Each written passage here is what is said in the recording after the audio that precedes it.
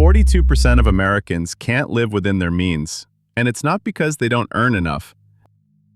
It's because of what's happening inside their brain every time they see something they want. Today, I'm going to show you the 5 psychological triggers that make you overspend, backed by neuroscience research from MIT and behavioral economics, and more importantly, how to fight back. Here's something most financial advice gets wrong. They tell you to make a budget, track your spending, use the envelope method. But none of that works if you don't understand why you overspend in the first place. The truth is, overspending isn't a willpower problem. It's a brain chemistry problem. And until you understand the psychology behind it, you're fighting a battle you're designed to lose. Let's break down the 5 psychological triggers, starting with the one happening in your brain right now. Every time you buy something, your brain releases dopamine, the same chemical that fires when you eat sugar, win a game, or scroll social media. But here's the twist that researchers at MIT discovered. Your brain releases more dopamine when you're anticipating a purchase than when you actually make it. That's why browsing feels so good, adding items to your cart, reading reviews, imagining yourself with that new thing. Your brain is getting high on the possibility of reward, and once you actually buy it, the dopamine drops, the high fades, and you're left looking for the next hit. This is called present bias in behavioral economics. Nobel Prize-winning research shows that 56% of people are present biased, meaning they'll choose a smaller reward now over a bigger reward later. Your brain literally values $50 today more than $100 next month. Not because you're bad at math, because you're human. 39% of Americans identify as emotional spenders. For Gen Z, that number jumps to 58%. When you're stressed, anxious, or sad, shopping becomes a coping mechanism.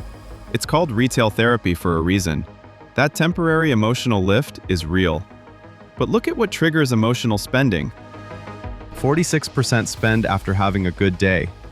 40% spend after having a bad day, 32% during celebrations, 25% out of boredom.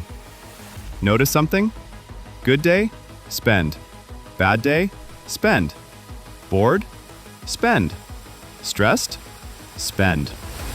Your emotions have become a trigger for your wallet, and 45% of emotional spenders experience buyer's remorse afterward, creating a cycle of spend, regret, repeat. Social media has turned keeping up with the Joneses into keeping up with everyone you've ever met, plus influencers, plus strangers with better lighting. Every day, you're exposed to curated highlight reels of other people's lives. New cars, vacations, designer clothes, perfect apartments. Your brain doesn't process this as marketing.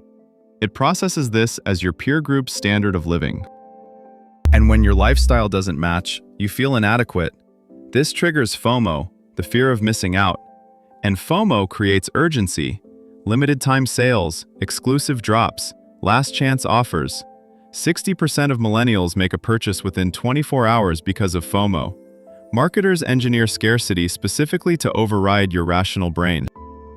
Here's a finding that changed how I think about money. Researchers at MIT found that people paying with credit cards spent $11.45 at a grocery store. People paying with cash? $6.65. Same store, same products. Another study found credit card users spend 113% more than cash users. Why? MIT professor Dražen Prelic calls it the decoupling of pain from payment. When you pay with cash, you physically see and feel money leaving your possession. That activates the same brain region associated with physical pain. When you swipe a card, that pain is delayed, deferred to some future credit card bill that future you will deal with. Add contactless payments and mobile wallets, and spending becomes even more abstract. One tap, no friction, no pain. And those reward points? They're designed to make spending feel like earning. Your brain gets a double hit of dopamine, the purchase and the points.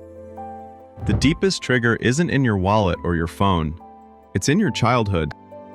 Psychologist Brad Klontz identified 4 money scripts that form in early childhood and drive adult financial behavior. Money avoidance. Money is the root of all evil. Money worship. Money will solve all my problems. Money status. My self-worth equals my net worth. And money vigilance. I must be secretive about money. Money status is the script most linked to overspending. Most people operate from multiple scripts without realizing it. These unconscious beliefs drive your financial decisions before your rational mind even gets involved. Like an iceberg, what you see above water is the spending. What's below? The scripts. Now that you understand the psychology, here's how to fight back. 1. Add friction to your spending. Delete saved payment methods. Unsubscribe from marketing emails. Add a 48-hour waiting period before any purchase over $50. 2. Pay with cash for discretionary spending. Yes, it's inconvenient. That's the point. The pain of paying is your brain's natural spending break. 3. Identify your emotional triggers. Before you buy, ask, am I solving a problem or feeling an emotion? Keep a spending journal for 1 week. 4. Audit your money scripts. What did you learn about money growing up? How might those beliefs be driving your behavior today? 5. Unfollow accounts that trigger comparison. Curate your social media to reduce FOMO triggers. Your brain can't compare to what it doesn't see. 42% of Americans can't live within their means. Now you know why. Dopamine makes shopping feel like a drug. Emotional spending turns feelings into purchases. Social comparison makes you feel inadequate. Credit cards remove the pain of paying. And money scripts run your finances from the shadows. The good news? Awareness is the first step. Once you see these triggers, you can start to interrupt them. If this video helped you understand your spending psychology, hit subscribe. I break down the hidden forces behind your financial decisions every week. And if you want to see how your brain processes compound interest, check out this video next. Thanks for watching. I'll see you in the next one.